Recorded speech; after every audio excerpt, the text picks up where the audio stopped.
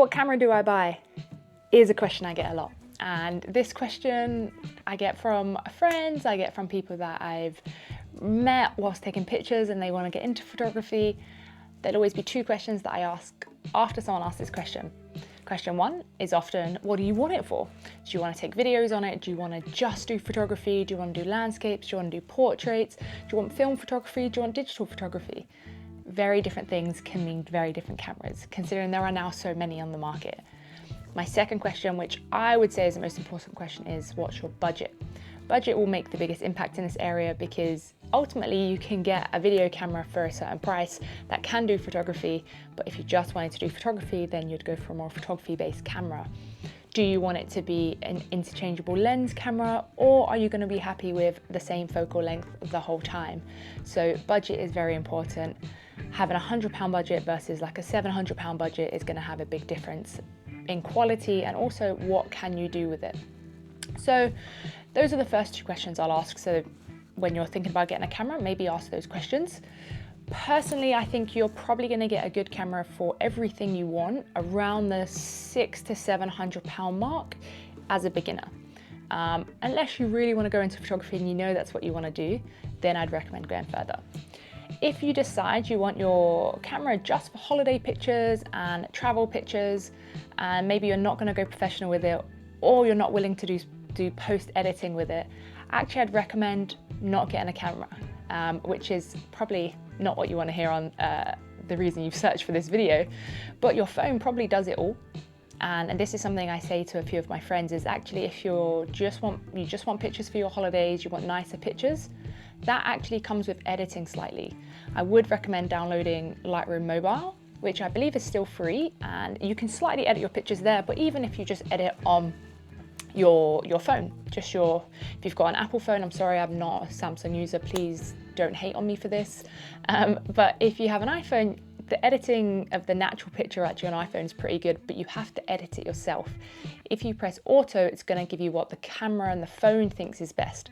But actually, if you play with the settings yourself and the filters yourself, you might find the editing slightly nicer.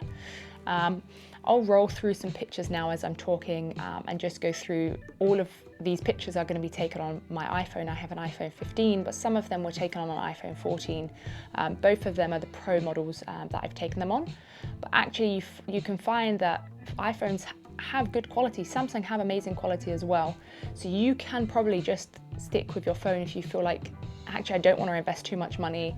I'm not going to be willing to edit them too much post taking the picture. Keeping a phone is good enough. So you'll see some of these pictures, I would say, are pretty good quality. The details are nice. Some of them are closer shots, more detailed shots. Some of them are landscape shots. But overall, I would say for what I've taken them for, I quite like them. I think they're quite nice pictures. Some of them required some editing, brightening the picture, sharpening the color a little bit more. Like if you're going to do saturation on your phone or vibrancy, they do different things. So saturation will bring up the whole picture's color, whereas the vibrance will bring up just the colors of the picture. So if you're wearing like a blue sweater or a blue sky or some reds, it will bring up those colors a lot more than it would the overall picture saturation, which tends to bring it a little bit too vivid for me personally. So I tend to avoid saturation too much and use vibrancy or vibrance. Yeah, so those were all iPhone pictures. I can compare some of them to some Sony pictures, which I'll do now as well. And again, these are different. These are going to be higher quality. They're more megapixel. They're taken on a professional grade camera. They make a big difference in that sense, but what do I want them for?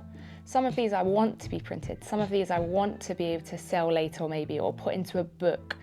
But even so, I've got a book from my iPhone pictures and the quality is very good. My friends gifted me a book and the quality of the book is fantastic, and they were all taken on iPhone. So again, it does depend on what you want it for and how much you're willing to invest, not just money, but also time. And I think people forget that it isn't just you take the picture's finished. You take the picture and actually sometimes you edit the picture after. And what I say to my friends is, imagine a female natural, no makeup, and then she puts makeup on.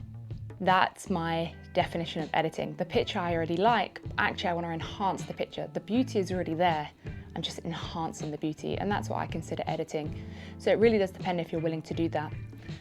And if you are, let's move on to some cameras. So some of the cameras that I personally lean towards are Sony cameras. If we're talking digital cameras, I very much enjoy Sony. I like the system, I like the cameras themselves. I'm also a fan of how many lenses they have and the different lenses you can get. So personally, I have a Sony A7R4. And this camera, I believe, is currently around £2,000 if you're in the UK. It's around £2,000. I think you can grab it secondhand for around £1,500 to £2,000. Again, a great quality camera, 60 megapixel camera, fantastic quality. You can crop in if you want to. You can get lenses that are very good. My lens that lives on my camera is a 24 to 100 G lens. Fantastic lens. And again, that does everything I need it to. The body, the lens together pretty much covers everything I need. If I go on holiday, I can take it, but the size of it isn't small. It's not a small camera. Whereas I have this Fuji, which is a lot smaller. You can see, this is a Fuji. I love this camera too. This is an X Pro 3. And you can see, fairly, not super large. This is a great camera, less megapixels.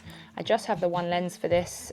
This isn't a full frame camera, but this is gonna come in around, I think, around £1,000 for the lens and the body. So for both, around £1,000. This is a 35mm lens. This is a great digital camera, and Fuji have a great system where you can have recipes inside the system. So instead of editing post, you can actually create a recipe that you like. And there are so many online that you don't even have to think of them yourselves. So you can look online and you can see different recipes from other people that have tested and tried, and they can show you examples, and you basically enter the recipe into your camera, you take your picture, and then the picture's pretty much edited for you. That's essentially what the recipe is. And it just allows you to not have to edit so much in post. So this is a great camera. I very much enjoy this. So those are two cameras I would recommend. If you're looking for a beginner camera, and you're probably going to be paying again around 500 to 700. So the A6100 I'd recommend. That's a great camera, 24 megapixels, interchangeable lens, great travel camera, battery lasts quite long. Also changeable batteries, so you can grab two batteries, charge one and then swap it out. But again, it lasts for over 400 pictures before the battery needs recharging. Also has video quality, has 4K. Don't recommend necessarily for videos because there's no in-camera stabilization. Also, if you're going to be shooting outside or you're going to be in the rain, just take into consideration it's not weatherproof. So if it's not weatherproof, it means you're potentially going to be able to get, if it's a bit wet, a little bit of water damage inside. So again, just not taking it out in the rain is probably best. Or if you have it in the rain, just being careful. Again, my friend has this camera, really enjoys it. Great quality for them.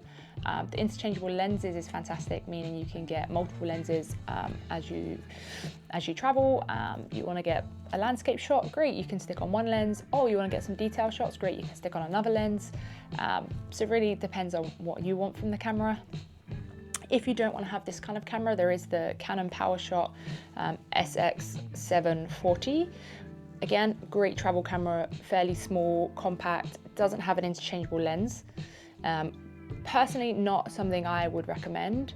Both are, I believe, around the same price. Could be slightly less for the PowerShot. I think the PowerShot is around 440, and then the Sony is around 610, 630. So it really does depend on what you want to do and how you want to carry these, because again, remember, if you've got a massive backpack or you have other equipment, you're traveling with it, maybe you don't want to have a camera that you have different lenses for. Maybe you just want this PowerShot type camera, especially if you're not doing anything professional. Again, you might just want something that allows you to carry it around in your pocket. I recently purchased a Contax T2, which is a film camera, purely for this reason. I want to be able to leave the house with a camera on me at all times if possible, but I want to carry something that isn't humongous. I want to carry a film camera that has a flash built in. I want to carry something that I don't have to change the lens for. So there's no interchangeable lens, there's no zoom, there's nothing on this one. The PowerShot does have zoom, so you do have that capability of potentially zooming in on what you want to take a picture of. I would say that's more of like a on-the-go travel camera, whereas a little bit more professional from the A6-100. But again, I'd recommend using your phone if you're going to go for a PowerShot. Maybe actually the phone is kind of what you'd want to use, save money, try and learn how to edit in your phone, and then decide, actually, yes, I do want to get a camera and take it out of that, because your camera will provide sometimes better colors, because you also know how to use it. It automatically adjusts your aperture, it automatically adjusts your lighting. Whereas with a camera, you're going to want to do and learn some of that yourself. So it really does support you in growing in that sense, learning on a camera to go, oh, I'm going to come off of automatic mode and I'm going to go on to manual. I'm going to adjust my ISO, I'm going to adjust my aperture, I'm going to adjust my shutter speed, and then you really do learn. When I first got a camera, I can't tell you how long it lived on auto. And then I was like, oh, I really need to learn this now. I've had a camera for way too long to keep it on automatic. And now, honestly, I can't remember the last time, apart from the Contax T2, the last time I had an automatic go, essentially. The only thing that sometimes is automatic now are the autofocus. It's the only thing that's automatic on some of my cameras, but not the film cameras, unfortunately, although that autofocus would be nice sometimes. I really hope this has helped today, and I hope it's helped you kind of decide if you want to stick to iPhone, learn a bit. I don't know why I keep saying iPhone, it's obviously because I have one, sorry guys. But if you want to stick to your phone, Samsung are also very good. Oh, Pixel's amazing as well. If you have a Pixel, those are so good. And editing quality in Pixel is also really good in their natural feature, not even just on Lightroom. But I do recommend downloading Lightroom Mobile. It will really support your growth in learning how to edit, understanding the tone curve, understanding editing colors. And again, if you don't want to edit, you don't have to edit, but it does enhance pictures 9 times out of 10. So the pictures you see on Instagram, like I took this versus actually what was taken, is like, they are different. There are so many times I've seen a picture and I've been in that location and I'll see a picture and the saturation's pumped up, the vibrance is pumped up. So actually what you see isn't always what you get when it comes to social media. So I definitely recommend, if you feel like your pictures aren't quite the same as other people's, it's probably to do with the editing of the picture. But amazing. Let me know if you guys want me to go into more details of the cameras. I definitely have way more to give on this information, but I don't want to drown you guys too much on what I would like to say. Amazing, thank you guys. Please let me know if there's any cameras you want me to specifically go through. If I've used the camera, I'll definitely go through it. If not, maybe I'll have to wait until I've tested it. Or I'll try and test it even. That would be great, I would love to do that. But yeah, let me know in the comments if you have anything you would like me to go through. Also, I'm gonna do something on some film stuff soon. So if you wanna know about ISO or aperture or shutter speed, anything like that, let me know. I'm also gonna give a how to take better iPhone pictures. Sorry, Samsung, sorry, Pixel, sorry, everyone else. I have an iPhone. Have an amazing day, guys.